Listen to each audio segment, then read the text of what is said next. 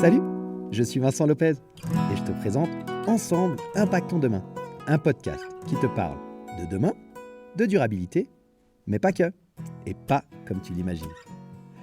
Je te propose un voyage stimulant autour de thématiques variées qui me passionnent, comme les crypto-monnaies, le développement personnel, le zéro déchet, les nouvelles technologies ou encore la gestion de tes finances personnelles. Quel que soit le domaine, je décortique les actions de notre quotidien en les analysant sous le spectre de leur impact sur le monde de demain. Comment tes choix, tes décisions, influencent notre futur, celui de nos enfants et aussi celui de la planète? Quelles sont les solutions pour vivre avec notre temps, tout en respectant notre environnement et le vivant de manière générale? Alors bienvenue dans Ensemble, Impactons Demain.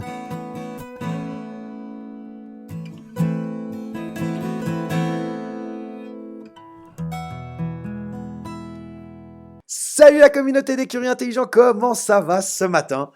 On se retrouve pour l'épisode 33 de Ensemble, Impactons Demain. Alors avant de rentrer dans le vif de l'épisode d'aujourd'hui, dans lequel on va parler énergie du futur toujours, on va parler un petit peu des énergies renouvelables, mais plutôt des avancées technologiques qui permettent par exemple au solaire de se positionner comme une vraie énergie prometteuse pour l'avenir. Je vais également te parler d'énergies qui sont émergentes, sur lesquelles il y a des recherches et développements actuellement, mais qui pourraient complètement révolutionner le monde de l'énergie de demain. Avant ça, je voulais t'annoncer officiellement la sortie de ma prochaine émission de podcast qui va s'appeler On a Mind, partage d'un coach, le podcast des coachs inspirants. On a Mind, c'est l'envie de démocratiser le coaching. C'est une émission qui va permettre à toute personne qui s'intéresse au coaching, coach en devenir, futur coach, baby coach, coach pratiquant déjà cette discipline, mais également à toutes les personnes qui se demandent, mais finalement, c'est quoi le coaching? On en parle de partout, on entend tout et rien au sujet de cette profession. Qu'est-ce que c'est? Eh bien, si tu veux avoir des réponses à ces questions, je t'invite à rester à l'écoute pour la sortie très prochaine de On a Mind, partage d'un coach, le podcast des coachs inspirants. Parle-en d'ores et déjà autour de toi et d'ici fin septembre, tu auras l'annonce de la sortie du premier épisode. Voilà, on retourne du côté d'Ensemble Impactons Demain avec les énergies émergentes et on attaque tout de suite avec les avancées technologiques, notamment du solaire et de l'éolien. Alors pour l'éolien, il n'y a rien de vraiment très révolutionnaire, mais tout de même, on a eu des grosses avancées ces dernières années qui ont permis que l'éolien en fait, a augmenté la capacité de production de chacune des turbines qui composent une éolienne. En fait, les turbines, elles sont devenues de plus en plus grandes, de plus en plus efficaces, et ça a permis d'augmenter la quantité d'énergie produite par chaque turbine. Ensuite, on a aussi ce qu'on appelle les turbines éoliennes offshore. Tu sais, c'est ces éoliennes qui sont mises, je vais y arriver, en dehors des terres finalement, et qui sont situées dans la mer. C'est pour ça qu'on dit offshore.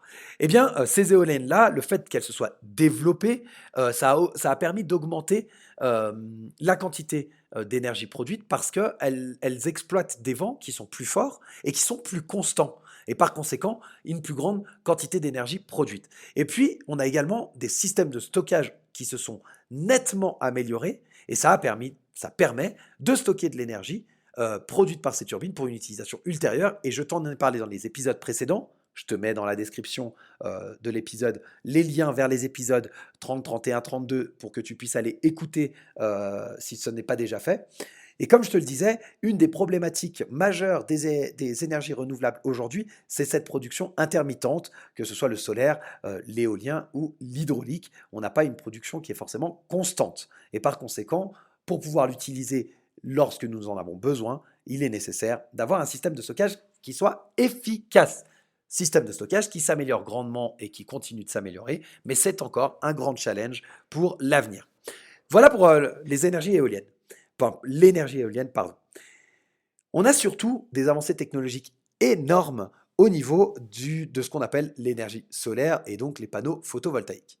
Ces cellules photovoltaïques, justement, aujourd'hui, elles sont produites principalement et quasi exclusivement en silicium. Et comme je te l'ai dit dans l'épisode précédent, il y a énormément de problématiques quant à l'exploitation, l'utilisation, la fabrication avec ce qu'on appelle ces matériaux rares finalement. Aujourd'hui, il y a un nouveau matériau qui arrive sur le marché du photovoltaïque qui est le perovskite. Perovskite. Alors, c'est pas super simple à dire. En fait, c'est un semi-conducteur qui est facilement synthétisé et qui offre un rendement supérieur à celui du silicium, justement, qui est le plus utilisé actuellement. En laboratoire, les cellules en perovskite, elles ont atteint un rendement de 28% contre seulement, entre guillemets, 25% pour le silicium. Alors ok, 3%, ça paraît pas énorme, mais sur la quantité, ça fait une sacrée différence. Et surtout, ces cellules-là, elles sont plus légères et plus flexibles, et donc aussi moins coûteuses à produire que le silicium. Et ça, c'est une vraie révolution qui va permettre de baisser encore les coûts de production du photovoltaïque de façon à en faire une énergie qui se répande de manière massive. Mais ce n'est pas la seule avancée technologique. Tu as peut-être déjà vu ce qu'on appelle ces films ou couches minces de photovoltaïque. En fait, c'est des panneaux solaires qui sont souples, qui sont fins, qui sont fabriqués sur du plastique et qui permettent de réduire encore le coût de production et d'augmenter la surface d'exposition au sol. Alors, ils sont composés de plein de matériaux différents. Et aujourd'hui, on arrive à avoir un rendement un peu inférieur à ce qu'on a dans les autres, hein. On est aux alentours des 20%. Donc, c'est certes moins que ce qui se fait aujourd'hui. Mais pour autant, eh bien, ça permet quand même une plus grande flexibilité. Et ils peuvent aussi être faits à base de pigments organiques. Et ça offre encore un coût qui est beaucoup plus faible. Malheureusement, aujourd'hui, les rendements avec ces pigments organiques, c'est limité à une petite dizaine de pourcents. Donc on est vraiment très loin des performances. Mais voilà, il y a quand même beaucoup de recherches qui sont faites pour faire en sorte que l'énergie solaire continue à se développer et devienne une énergie massive. On a également les tuiles solaires. Là, c'est de la terre cuite qui intègre des cellules photovoltaïques et qui permet de répondre en fait à l'intégration directe au bâti sans avoir besoin de supprimer une partie de la toiture comme on le fait actuellement. Il y a aussi un aspect qui est esthétique, c'est plus harmonieux que des panneaux classiques. Et aujourd'hui, il faut compter environ 40 mètres carrés de tuiles pour obtenir une puissance de 3 kilowatts. Donc, on est quand même sur quelque chose d'assez raisonnable qui permettrait vraiment de développer de manière encore plus largement les panneaux solaires avec ces tuiles solaires. Puis on a aussi, alors là c'est encore autre chose, ce qu'on appelle les panneaux optiques solaires. Ça, c'est des panneaux solaires qui utilisent en fait des lentilles ou des miroirs pour concentrer la lumière du soleil sur des cellules photovoltaïques qui sont beaucoup plus petites et qui sont plus efficaces. Et en fait, avec ça, on va augmenter le rendement et on va réduire le coût des matériaux semi-conducteurs tels que le silicium par exemple.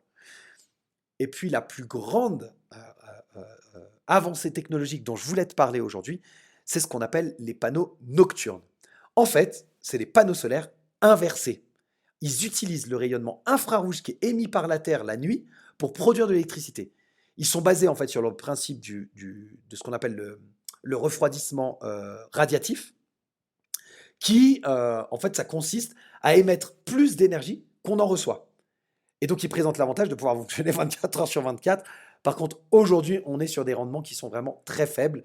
Donc, on essaye de voir comment ces panneaux pourraient ou non servir dans l'avenir. Mais voilà, il y a quand même, au niveau du solaire, beaucoup de choses qui se font et qui permettent de se dire que c'est vraiment une énergie qui pourrait être intéressante dans le futur et se développer en masse. La dernière énergie dont je voulais te parler au niveau énergie renouvelable, c'est la biomasse. Et la biomasse, comme tu le sais, c'est du méthane qui est produit par rapport à des déchets issus majoritairement de l'agriculture. On a une biomasse de première génération qui est plutôt une biomasse humide et qui ressemble au fonctionnement, on va dire, d'un estomac avec des bactéries qui vont digérer et en digérant, elles vont produire le méthane. Ensuite, on a le biomasse de seconde génération qui là est fait avec des restes de paille, de bois, de culture forestière, etc. Et là, c'est plutôt comme une chaudière. Le fonctionnement, il y a des étapes supplémentaires. On chauffe à très haute température, ce qu'on appelle la pyrogazéification. Et ça produit un gaz de synthèse qui, après différentes étapes, va se transformer en biométhane de seconde génération. Mais ce dont je veux te parler aujourd'hui, et qui est encore en phase de recherche et développement, plutôt pour qualifier en fait les performances de ces procédés, c'est ce qu'on appelle le e-méthane. Alors, on n'est pas en train de parler d'iPhone, d'iCloud ou quoi que ce soit. C'est e-méthane pour le E, en fait, parle de l'électricité. Pourquoi? Ce e-méthane, en fait, il est produit à partir d'hydrogène vert qui lui-même est produit à partir d'électricité renouvelable et de CO2. Et c'est en recombinant les deux qu'on retrouve le méthane et donc le e-méthane. Et en fait, cette production-là pourrait se faire à très grande échelle. On va ensuite refroidir à moins 160 degrés ce e-méthane de façon à le liquéfier, ce qui permet de prendre beaucoup moins de place. Et dans un même volume, le gaz liquide, il contient jusqu'à 600 fois plus d'énergie que sous sa forme gazeuse. Et ça, c'est une super perspective pour les transports, parce que notamment les transports maritimes et aériens, sachant que aujourd'hui, leurs émissions de gaz à effet de serre, elles ont augmenté très rapidement au cours des 3 dernières décennies.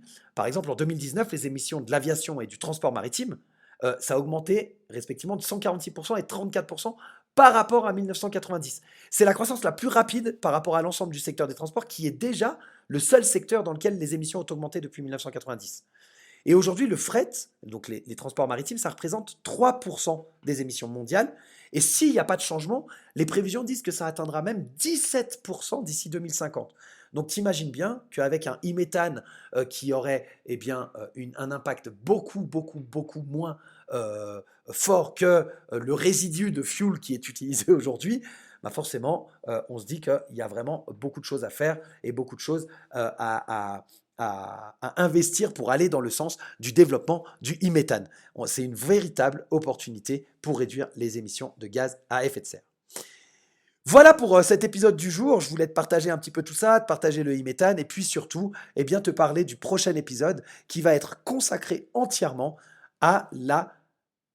Ah non, je ne vais pas te dire le nom tout de suite. Je vais retenir ça. Sache que l'énergie dont je vais te parler la semaine prochaine, c'est un épisode complet sur une seule énergie pour t'expliquer la révolution qui est en train de se passer et qui pourrait arriver beaucoup plus vite que les prédictions qui avaient été faites jusqu'à présent grâce à des avancées majeures sur les 6 derniers mois. Donc vraiment, reste à l'écoute, je t'invite à t'abonner si ça n'est pas déjà fait, parle du podcast autour de toi et on se retrouve la semaine prochaine pour l'épisode 34 de Ensemble Impactons Demain, dans lequel je te dévoilerai l'énergie qui peut-être va révolutionner notre monde dans le futur. Je te souhaite une bonne fin de semaine et je te dis à la semaine prochaine. Salut!